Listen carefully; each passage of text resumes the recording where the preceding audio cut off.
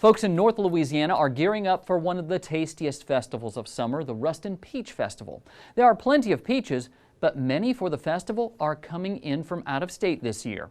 As TWILA's Tammi Arender tells us, Mother Nature did not cooperate at critical growing times for the fruit. I'm here at Mitcham Peach Farms in Ruston in Lincoln Parish, and they do have the processor going this morning. Normally, it would be running several days a week at this time of year, but because we did not have a winter, it really took a toll on the peach crop this year. This is basically where the peaches at Mitcham's get a shower and a shave. They're rinsed and defuzzed before they're boxed and sold to the public. A public that lines up to grab the juicy fruit just after it's picked. Jimmy Vaughn drives 100 miles from Colfax to Ruston just to get the fresh off the tree treat. It came up Thursday and they were out, so they said come back Saturday and get in line. So when they said get in line, I remember the military.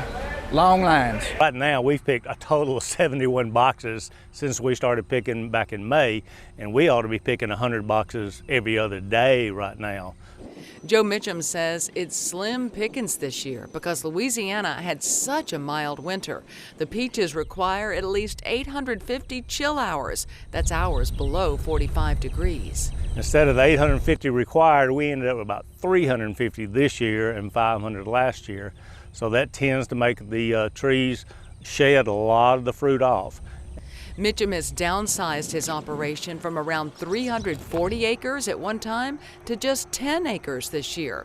Not only because Mother Nature can wreak havoc on the crop, but there's also a disease called oak root rot. Wherever oak tree grew in the past, that fungus can lay dormant in the soil for up to 75 to 100 years, so really you can't get rid of it. Mitcham is working with the University of Georgia on a disease-resistant variety called Red Glow. Another challenge? The critters, who are fond of his fruit. Deer, raccoons, birds, and squirrels look at this farm field as a buffet. He says one of his best weapons to ward off the wildlife is a tiny bar of scented soap. Back on the line, the peaches that are coming in are still very high quality.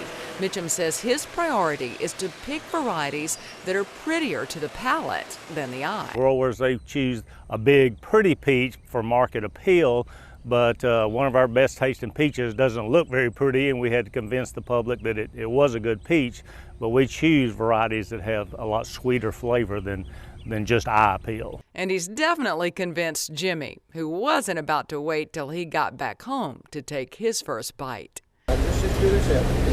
In Ruston, I'm Tammi Arender for This Week in Louisiana Agriculture. According to the Peach Industry Council, many southern states, including Georgia, are seeing the effects of the mild winter. So you may see fewer peaches and higher prices this year when you get ready to make that peach cobbler.